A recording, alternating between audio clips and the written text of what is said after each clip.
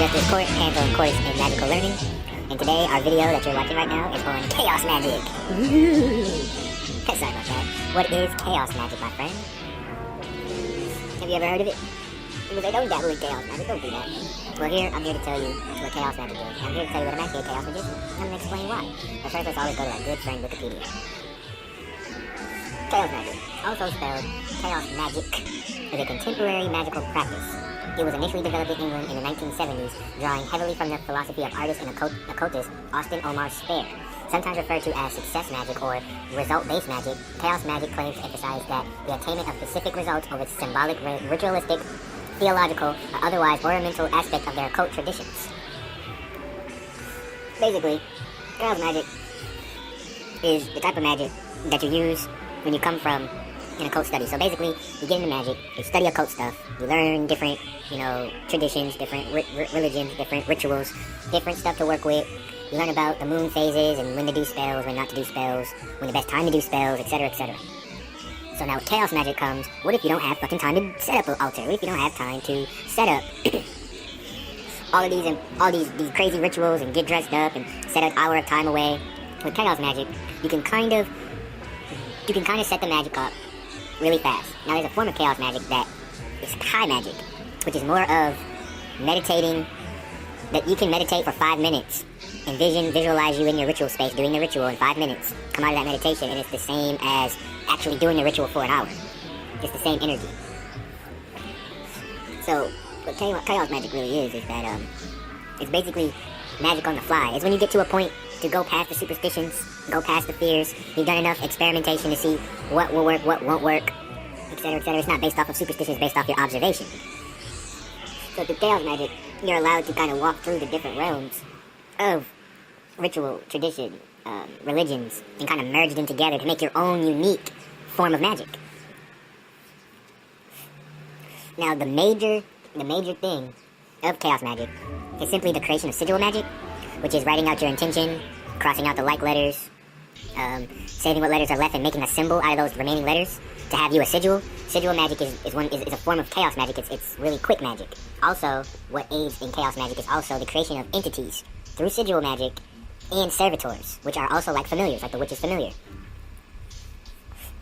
It's created through the sigil process. You have entities that help you do certain things, you create them, and they do certain work for you, etc., etc.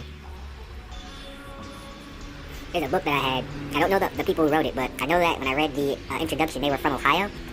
So the book is black, and it's really thin, and it's called Entity Creation. Now, to people who aren't occultists, it's going to look really crazy, like you're about to summon some type of like spirit or something, but that's what you're doing anyway.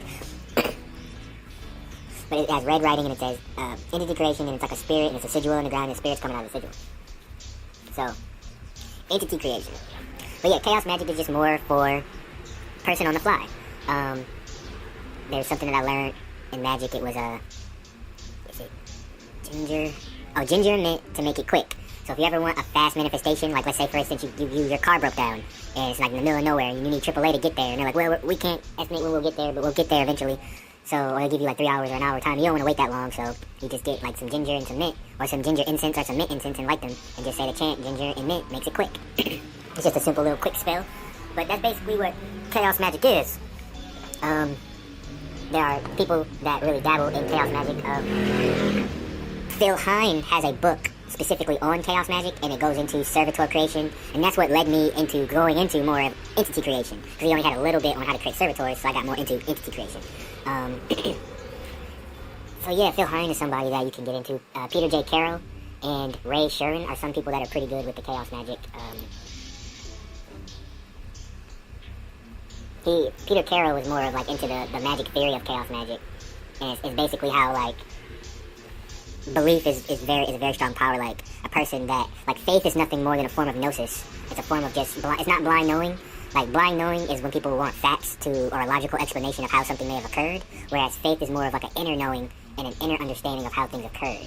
Where a lot of times people who are coming through faith, they'll answer in a creationist expression where it's like, oh, it's just God did it, or praise Jesus, or that type of thing. But really, it's just they have an inner knowing, and that's what his chaos theory was. That belief is a very strong thing. That regardless of what you may believe, that as long as you put in that belief within whatever it is you're doing, then it will manifest. And that goes back to the subconscious mind and etc. But, yeah, so entities and, chaos magic and all that stuff. It's just really, basically what it boils down to is when you get to the level of chaos magic, is you're beyond the realm of superstition. And you're into the realm of using all gods, all demons, all devils, all entities, all spirits, because you begin to realize that they are a makeup of your own psyche, they're a makeup of your own DNA, and that you are a extension of these beings, and that you can basically you can meditate any point in time. Meditation, the true form of meditation, is simply just having a still mind. And your still mind can be 1 second, because eternity is, you know, that 1 second you close your eyes, and that moment you go to sleep and wake up and 8 hours only seems like 1 moment. That's the beauty of an eternity. That's the beauty of consciousness and unconsciousness, and how time is really psychological. But really, chaos magic is just for those people that just want to do magic right on the fly. Don't want to sit down and do a long, extensive research. Really, getting into I don't want to say quantum, but I was about to say that. But getting into chaos magic is you start to dwell into realms of like quantum mechanics. You start to dwell into parapsychology. You start to dwell into metaphysics. You start to dwell into psychology. You start to really apply science to not just magic, but to your everyday life. You start to apply it in that way. And then what happens is you start to come into high magic, where you're starting to do astral projection and lucid dreaming and being able to meditate and creatively visualize your ritual that would take an hour to do in real time, but in your mind you set the ritual up in your mind for 5 minutes. That's chaos magic. It's also knowing that at any present time that the world is chaotic, and that, let's say for instance, you set up a ritual to do for an hour and life kind of hit you with circumstances where you couldn't complete the ritual as needed, so you would have to be able to adapt and adjust to the ebb and flow of the world, or the universe, or whatever the fuck you want to say. But, yeah, that's chaos magic in a nutshell, for real. A book that I had, it was a big, thick green book, and I lost it. What was it called? I think it was Everything You Want to Know About Chaos Magic. Like, it tells you how to make KO mines, which are like a sigil that you create into an energy field, and it has like a certain radius, and it does a certain effect within that radius. I had created a boredom mine and put it in the break room of my job, so like within a 100-mile radius, it would just make people extremely bored within that area. And if they had something planned to do, they would just change their mind and drive back home. And if they left the area, they would be like, well, I really feel like I should have did that. And as they try to come back, they'll just keep having that feeling of just like not wanting to do shit. And it was weird, like going to the break room and seeing people just kind of sit there real comatose like. And I had like a protection sigil that I drew myself, so I didn't get hit by the effects. But I only did it because I worked in a retail job and you get paid by the hour, and they were expecting it to be busy. And in retail, it just sucks, especially when you work in a lumber aisle. You have to deal with people trying to want extremely heavy and long and awkward shit. You need a forklift driver all the time, and they have all these pending orders, and it just gets boring. I just like to walk around the lumber aisle and sweep up dust and polish the quickcrete aisle because it gets real dusty. And basically that's just it, and walk around and watch shit on my phone. But when people are there, you gotta like tend to them, and it gets real frustrating. So I did that spell to keep people but basically make it not as busy, where people there, like, the whole day people are like, hey, you need help with anything? Like, no, I'm just browsing around, I don't even really know what I'm doing here. Like, you just have those people there, like, they're just like trapped in the spell, but that's just what it was. And that's just a form of chaos magic. It's just kind of doing magic on the fly, but it's really magic that you can use that can help adapt your situation in the better. And I think it's a good practical magic to have and to understand, because really people, when they think of magic, they're thinking of like long, grueling rituals, very complex recipes and potions and all this other stuff. But really, magic just boils down to what do you want in your reality right now, and what can you change in your reality to make you have more peace of mind. And that's the real thing. But ultimately, you can't really change everything, and that's also another realization of chaos magic, and that's why chaos magic works, because it allows you to accept what you can change at the present time. So yeah, that's the chaos magic, and what I leave you here with is I leave you to just, try chaos magic. Try doing a ritual. Try evocating a spirit. Try summoning a spirit. Try creating an entity. Try getting on the bus or waiting in line and seeing if you can project your thoughts into somebody to get them to turn around. Try all different types of things. See if you can hypnotize people. Just try anything. But, do things with caution. I don't advise you to become an evil magician or a warlock and take over the world.